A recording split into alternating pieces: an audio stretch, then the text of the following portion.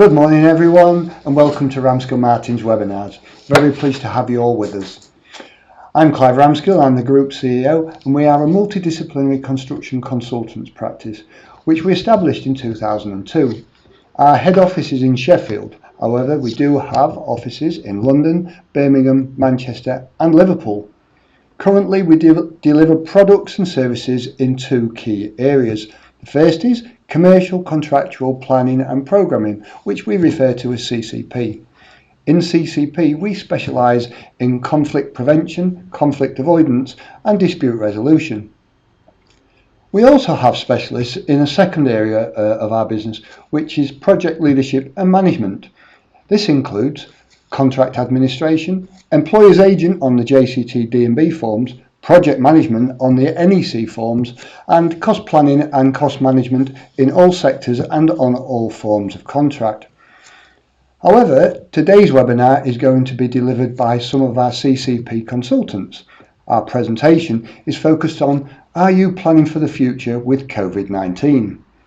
The title for today is Become King of Your Cash Flow, Smash and Grab Adjudications. The content is Smash and Grab Adjudications, what are they? The law around Smash and Grab Adjudications and securing payment. We'll also be looking at future webinars. You'll notice there is provision on your screen for sending questions or queries to our team. They'll get back to you in a few days' time if you would like to use that facility. Okay, right, now I'm going to hand you over to Nick Cheetham. Nick is the Managing Director for CCP of Ramskill Martin. Thank you very much. Thanks, Clive. Morning. So, what we're presenting on today is topics associated with smash and grab adjudications.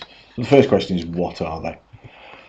So the important thing to remember about smash and grab adjudications is that they are purely cash flow adjudications. They won't bring final resolution to any dispute about the value of the account. They're purely a technical argument about the entitlement to a sum that's been applied for that the paying party hasn't dealt with properly in terms of issuing the requisite notices, and the point being that now these sums become technically due. And I want to say technically due, they are due. There's no argument about what the true value of the account is. There's no argument about the detail of variations or your loss and expense or any entitlement you've got to any item that's sort of bone of contention. It's purely you've made an application or issued a default notice for a notified sum, and that's not being dealt with by way of issuing notices by the party who's due to make the payment. Now that could be the employer, could be the contractor, could be a subcontractor to a subcontractor. It's immaterial. It's about what the contract requires or what the scheme requires. If there's no clear contract mechanisms for payment notices and so forth under the contract, this is all about you've made an application, it's not being dealt with properly, you're entitled to the sum you've applied for. So this all comes from the requirements, either again under the contract or under the scheme for construction contracts for the issuing of payment notices and pay less notices. So probably to get this sort of in everyone's mind, if we look first at JCT. So the JCT contracts, whether that's the main contract or a subcontracted material, let's just understand the process first. So under the 2016 versions of the contract, there is what's called the interim valuation date. And under the contract, not later than the date for the interim valuation dates, the contractor or the subcontractor shall make interim applications. 7 days thereafter, so 7 days after the interim valuation date, there is the due date. Or if the application is late, that becomes 7 days after that, that becomes the due date. But technically, there's a due date under the contract. That's the important thing to remember. And then 5 days after that is the payment notice date. So interim valuation date is a fixed date. The due date is calculated as 7 days after the valuation date, or the date of receipt by the employer of the contractor's application. And then 5 days after that, the employer or the contractor, if it's a subcontract, needs to issue the payment notice. After that, there's the final date for payment, which under the unamended form is 14 days after the due date. Now, 5 days before that, the employer or the contractor should issue a pay less notice. Now, the payment notice is effectively someone's put the application in, and it's the paying party's assessment of their entitlement. The pay less notice should then take the payment notice sum and identify any sums that need to be deducted off that. So it's similar to the old process of withholding. So you set out what the party's entitled to, and then prior to the final date for payment, there's a second notice that says the final confirmed figure in effect that will be paid. So the payment notice and then maybe deductions off that. A lot of the time we see that actually the payment notice, the pay less notice, it all gets a bit confused, and you get to a point where the paying party has stated what the sum is within the period to issue that second notice before the final date for payment. So this sort of sets the figure that will be the final sum that will be paid. So under the contract, under the JCT, interim valuation date, due date, payment notice, pay less notice, final date for payment. Okay. Under the NEC, it's slightly different. We've got the period for assessment, in the assessment intervals, you've got a date, the assessment date. Now under the NEC, it talks about the contractor may make an application for payment.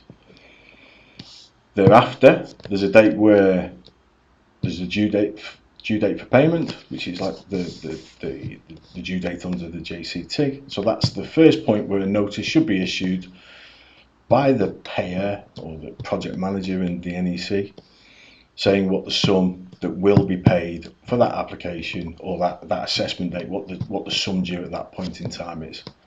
And then again, based on a 14-day payment period, prior to that, 7 days for that, is a notice to pay less, which is under the Y2.3 under the NEC standard form. That again is the point where we say there's been a valuation, there's a sum due, and then any sums that may be deducted off that prior to the final date for payment. So under the JCT and under the NEC, it's fairly straightforward. There's a point in time that says this is the due date. After that, there's an obligation to issue a notice, which is the payment notice. There's then a further obligation to issue a pay less notice, which is deductions from payment notice, and then there's a final date for payment when payment should be made. If payments aren't made, you have the right to suspend performance, which is a right that's derived from the Act. What smash and grab adjudications are focused on are recovering the sums that were due or arguably due in the absence of these notices, these payment notices and pay less notices being issued. So the Act, which we referred to previously. So under the Act, there is some requirements. There's a requirement to issue a payment notice. There's a requirement firstly for a due date to be established, then a payment notice. There's then a requirement to issue a withholding or a pay less notice, and then a final date for payment. These things have got to be determined in the contract, or there's a requirement in the scheme for construction contracts that says 5 days prior, 5 days after, and so on and so forth. We need to establish that there's a due date, when the payment notice is due, when the pay less notice was due, and what the final date for payment was. So, without getting caught up in the varying sort of different timescales and so forth, the important focus should be: have you made the application correctly? Do you need to make an application? Has the payment notice period passed, and has a notice been issued? Has a pay less notice been issued? Has the final date for payment passed? What sum are you entitled to? So, as I said at the start, so this is a technical argument to get cash flow. So, if we look at what we need to have done, so if the contract as a JCT requires an application for payment to be made, there's a number of questions that we need to clarify. So, firstly, have you actually made a valid application for payment? So, was it made on time? Was it in the form required of the contract? Is there a schedule? That's a question to ask: is there a schedule of application dates?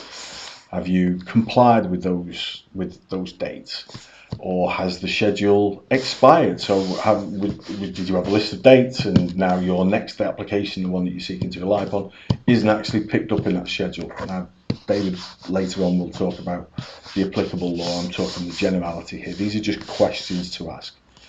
Another question, and this comes up, is: did the payer actually receive the application for payment? And then what happens if no payment notice is issued?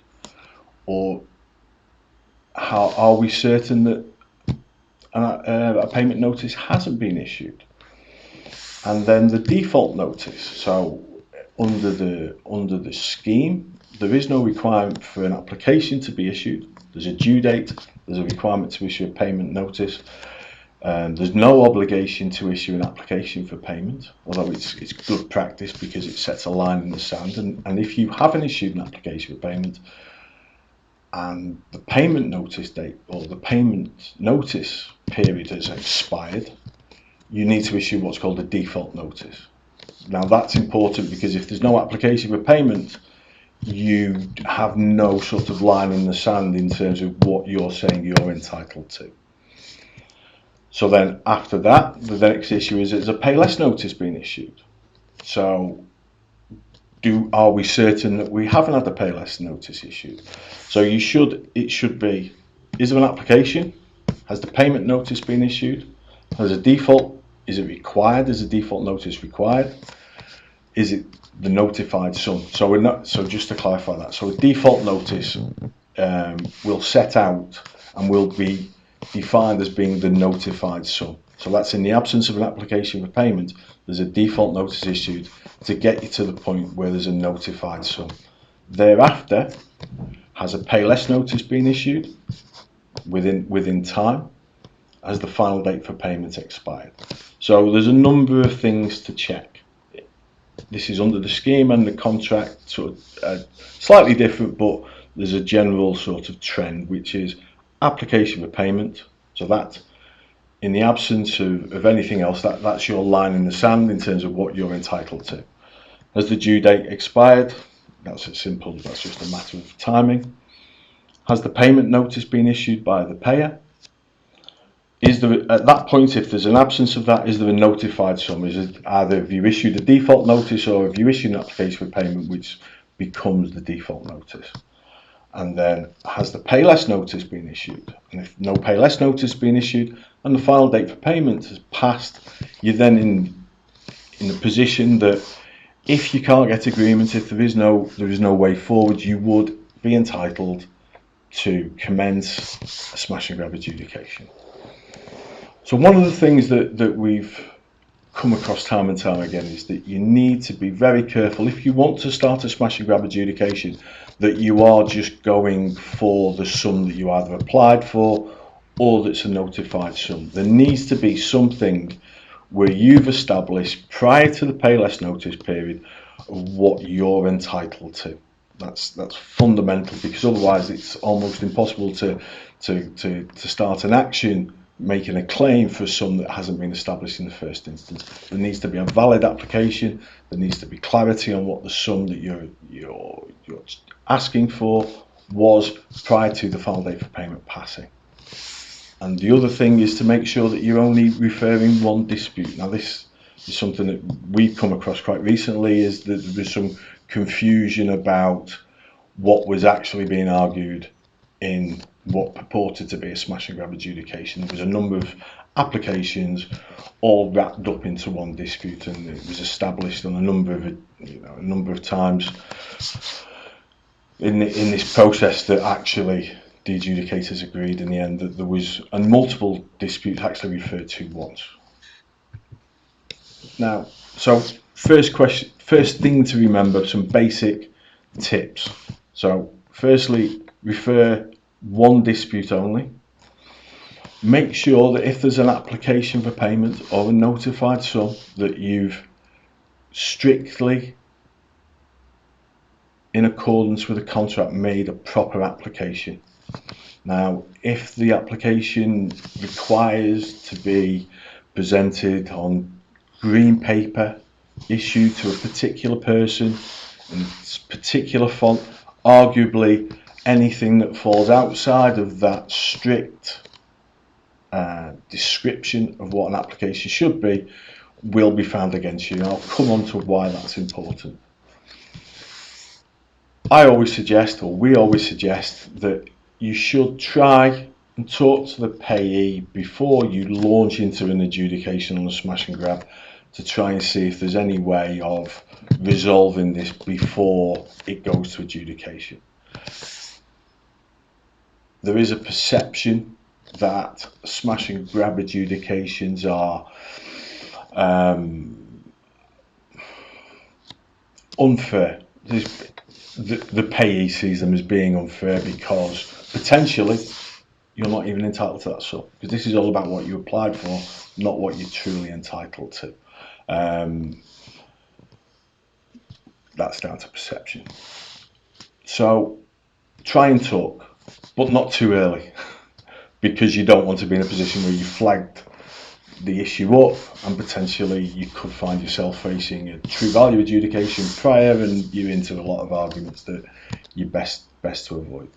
The key thing to remember is that any smash and grab adjudication is solely focused on cash flow.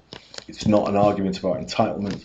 It's not an argument about anything other than you're entitled to a figure because you've asked for it. It's not about whether the nuts and bolts of that are actually correct. You asked for a sum of money, you weren't issued the proper notices, the final date for payment's passed, there's a dispute. So on that basis, you need to think very carefully about the relationship damage that may be caused by starting an adjudication that could be seen as being a windfall for you. If you've over applied, inadvertently obviously, and the payee has not issued the requisite notices, and they find themselves making a payment for a sum which ordinarily, arguably, then you're not entitled to, obviously people don't like that. So you need to carefully think about what will be the sort of the blowback, if you like, of starting such an action. So as we said there, one of the things to be alive to is expect pushback from the payer somewhere down the line. And they will go into the cases, so it's pretty well established. It is established that if you start a smash and grab adjudication and win, the other side can commence a further action on what's called the true value adjudication, so the true value of the account, but that can only be started after payment is made. So it puts you in a good negotiating position in the future, but again, you shouldn't become fixated and think once you've had that payment that's it. You're simply moving on. That's not the case. This is purely, again, reiterating the point, this is purely about cash flow. Okay, so that sort of gives you the sort of nuts and bolts. So I'll now pass you over to Dave. Entitlement to payment of a notified sum. So it meant that the amount notified could be the amount that had to be paid, and that could be different to the true value of the works that had been carried out. Because of that, there could be, because of the amount of difference that there could be, there have been quite a few court cases where payment has been resisted. One of the first cases was ISG Construction versus Seavick College.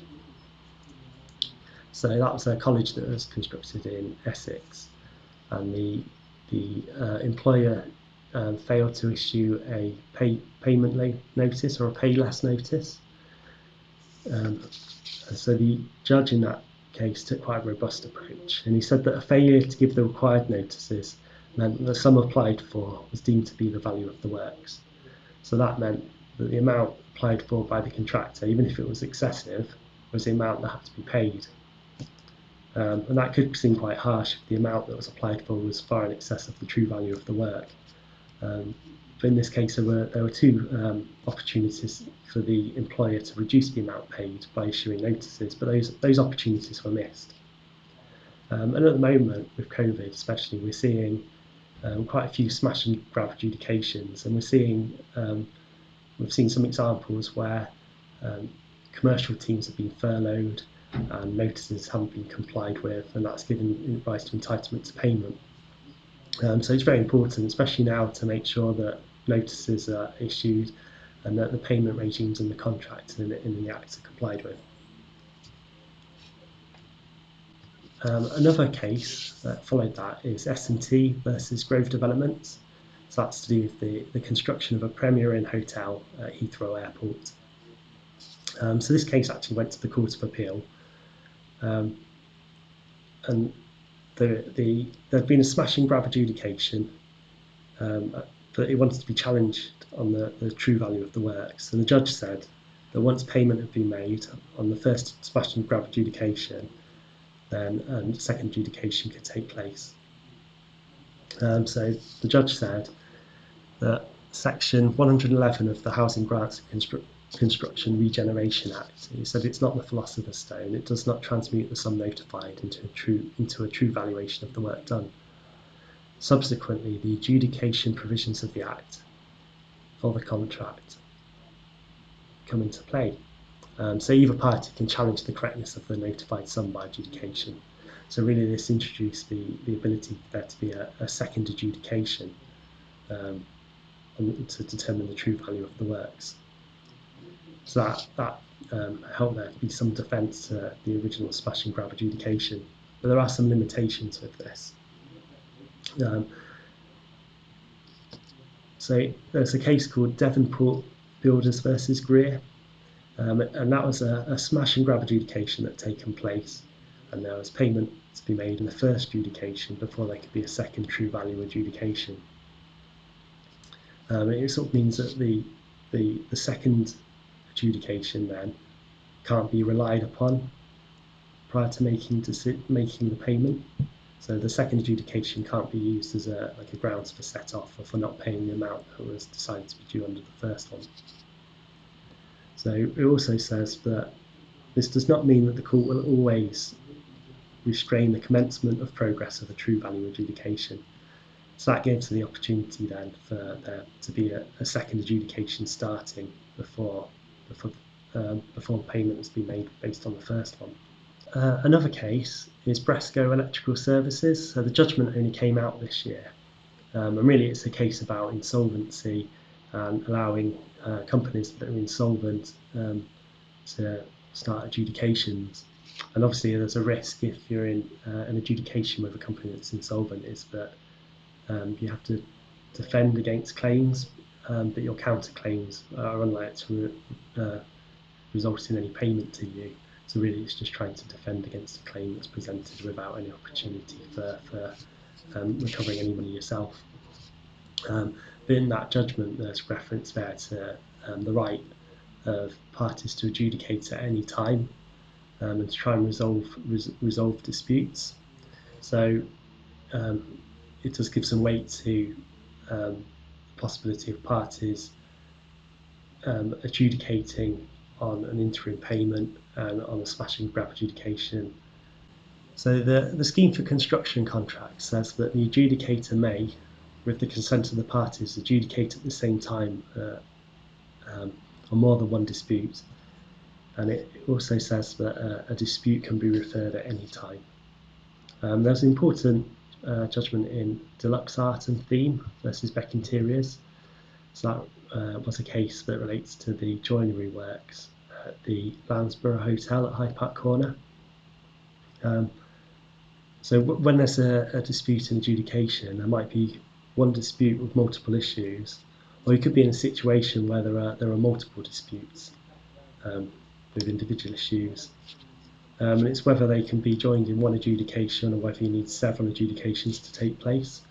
And the interpretation of the scheme was that the adjudications have to be done sequentially. So you had to wait for one adjudication to finish before another dispute could be referred to the same adjudicator. But that really is just the interpretation of the scheme, and often there'll be the contract will set out its own provisions of how the adjudication can take place. But it's something to be aware of. So if you're in a position where you're able to look at the true value of the works, then really this should be all the things that would usually be included in the final account. So there could be the valuation of the works that's been carried out, and in that would be the changes or the variations or compensation events that have taken place, so they'd need to be included. There could be the on-site costs. So if the project's been prolonged, there could be additional costs associated with site supervision or plant or equipment that's been hired. There could also be defects, so they might affect the value of the work. There could be repairs that need to be carried out. There could be liquidated damages that are payable for the delay.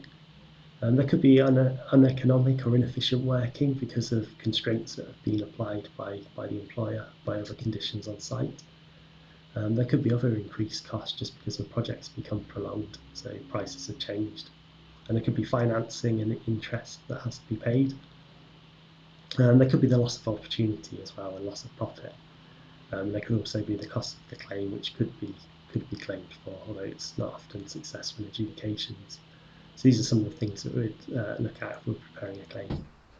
Good morning, my name's Dean McGinty and I'm one of the senior surveyors here at Ramskill Martin. So obviously we've gone through smash and grab adjudications, and now what we're looking at discussing is other options to secure payments. Now the options that we've got range from not very severe up to extremely severe. The least severe of the lot is interest payments. Both the JCT and the NEC give rights to this.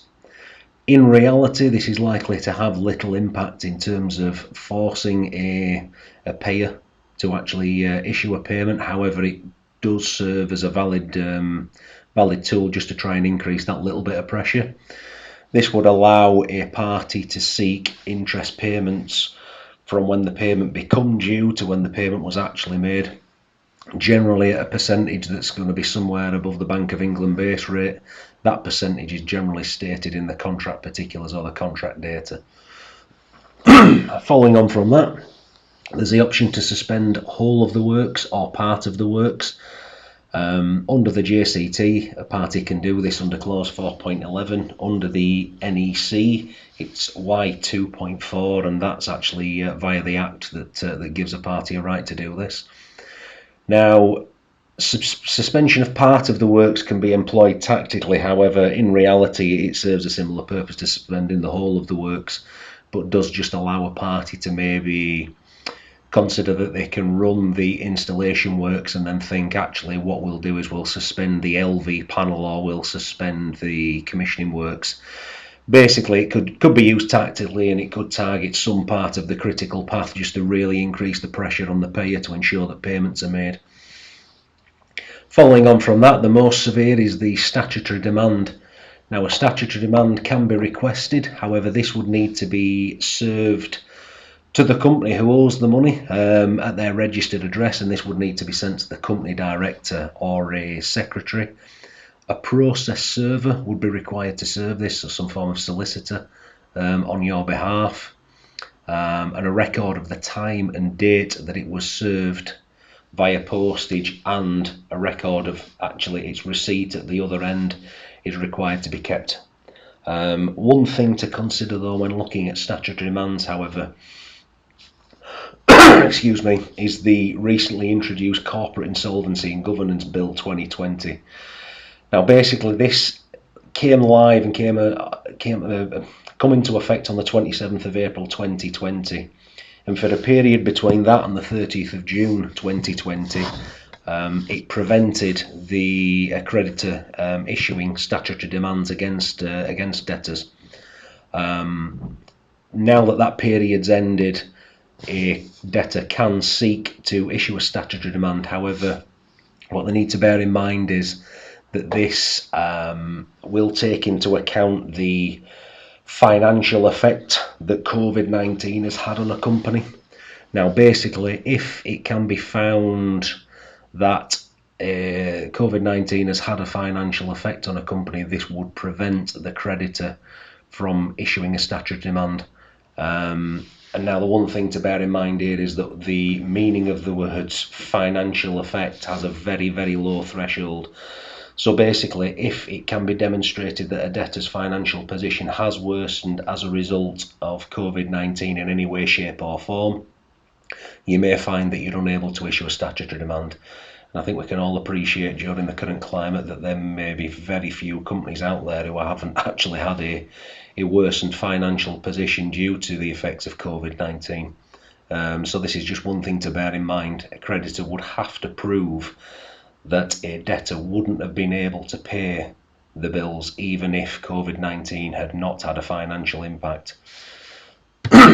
Following on from that, we'll have a look at suspended projects. So in the event that your project is suspended, under the JCT and NEC, it's obviously a matter of serving notices. Under the JCT, we issue the notice under 4.11.1 and await 7 days, and if that position hasn't improved in terms of payment, then obviously a party would be able to suspend the contract, and then this would also give rise to a relevant event under clause 2.26.5, where an extension of time can be requested. Under the NEC3, as we've mentioned previously, the right to suspend comes under the Act. However, in the event that a payment isn't made, a party could suspend, and then this would lead to a compensation event being required. Generally, compensation event 60.1.18, i.e. the breach of contract by the employer or contractor if we're talking about the subcontract. Excuse me. So that's in terms of notices. However, the important thing here is there are other things that we'd need to consider if a project is due to be suspended. So for example, we would recommend recording the date the works were suspended and subsequently recording the date the works actually continued. This would be useful as well when considering that you still have the right to seek interest payments. Following on from that, ensuring that the work areas have been cleared of plant and materials if you are to suspend, just to make sure that those who are continuing works have a safe working area. Ensure that small plant and tools are removed to ensure that they are secured safely, hopefully to prevent theft. Ensure detailed photos of work faces and storage areas are taken to demonstrate that the areas are clear for others to continue. And also taking photos of the installation that has taken place up until that point. You could be off site for a period of time, and if there is any damage to those works, if you've got a record of what the installation looked like before you left site, it would just aid your cause if you were to come back to site and find that damage had taken place, to demonstrate that it wasn't actually yourselves. Unfortunately, that leads us on to my favourite topic of protection of works, and it is always advisable to recommend checking your obligations under protection of works. I mean, in the past I've had instances where, from an M&E background, we've been installing underfloor heating pipes, and the damage through cutting through the screed and chopping the underfloor heating pipes was quite severe. Led to quite a large variation that we put in. And the contractor basically said we had an obligation to protect our works, which he was right, we did. But to be fair, we had buried it under 50 mil of EPS insulation and 75 mil of screed. When we pointed that out to him, eventually we did actually get we did actually get recovery on the variation to a percentage of anyway. But like I say, it's always worth considering what your obligations are under your contract for protection of works and how onerous those actually are. And as I've said, from an M&E background, unfortunately there are a few in here that are specific to M&E, however they also do have safety implications as well. So if you're a main contractor and you're finding that the M&E subcontract is going to suspend, it may well be required that you need to temporarily employ an authorised person. And for those of you who don't know, an authorised person is the one who basically manages the permits to work, manages access to key areas where there are live services. It's a key task, and power cannot be maintained live without a authorised person in charge. Excuse me. Also, if a main contractor is suspending the works, it would also be advisable to shut the power off, to empty any pipe work to ensure that if there are any breaches in the pipes, that there aren't any leaks that are causing significant damage. And that the gas is also turned off and locked at the meter prior to leaving.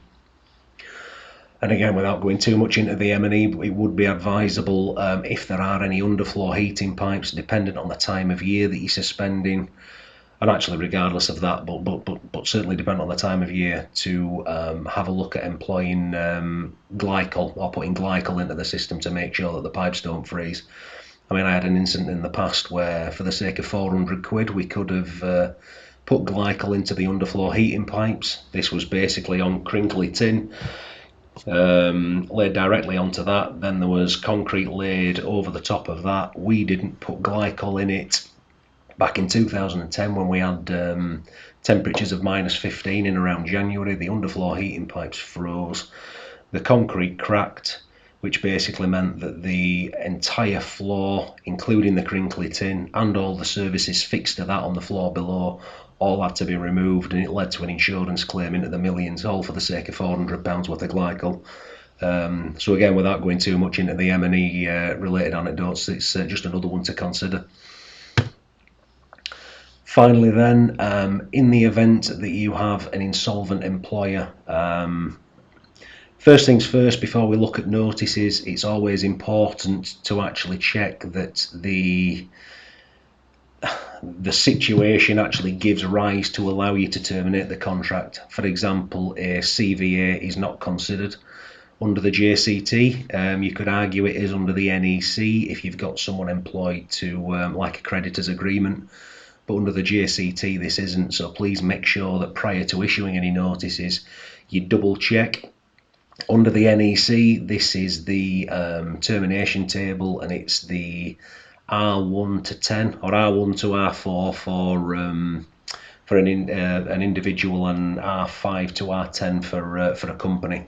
Likewise, clause 8.1 of the JCT specifically tells you the events that would give rise to allow you to terminate. The last thing you want to find is that you've actually incorrectly terminated the contract and opened yourself up to a repudiatory breach. So that's that. Following that, you would then look to issue the notices. Again, a notice under the JCT is issued under 8.10. Again, the NEC termination table gives you the procedure following on from issuing a notice and the reasons that give rise to a notice.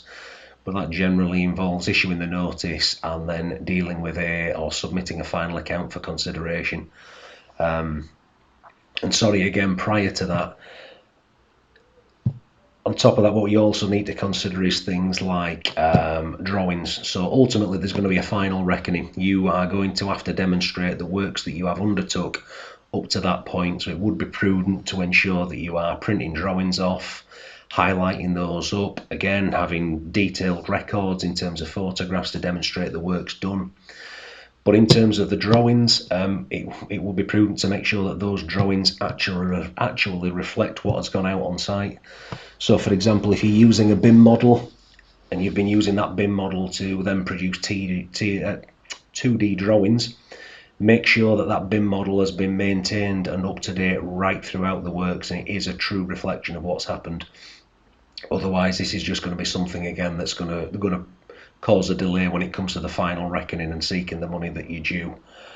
Following on that, from insolvent contractors, I mean, it's all well and good talking about this, but I suppose once we've got to this point, you know, we're going to be dealing with an insolvency practitioner, and we could be looking at sort of pence out of the pound basically, because it's already got too far. So to coin a phrase, prevention's better than the cure. And what we'd advise is, long before this even begins, at contract formation, we need to be having a look at getting the payment terms as low as we possibly can, ideally on a monthly basis, and then making sure that once that payment becomes due, it is actually in your bank account. Then the worst you're likely to find is that you've got a month's worth of work that you could be liable for, in terms of trying to get from an insolvency practitioner, and then you've got to consider what's at stake. I mean, it may well be that you go through a hell of a lot of pain to try and get that money back, and ultimately it could be a really costly victory. So, you know, prevention's better than the cure, and making sure that we are keeping on top of the cash and that we're managing that process right the way throughout to ensure that the cash is coming in when it should be coming in. And then ultimately, if we find that we've got into this position, the money that we're potentially trying to chase is not insignificant, but low in comparison to what it could have been. Okay, thank you. Dean, that was really interesting and helpful. Thank you very much. Thank you everyone for attending our presentation today. I'm sure you found it very useful, with some great tips and guidance from our team.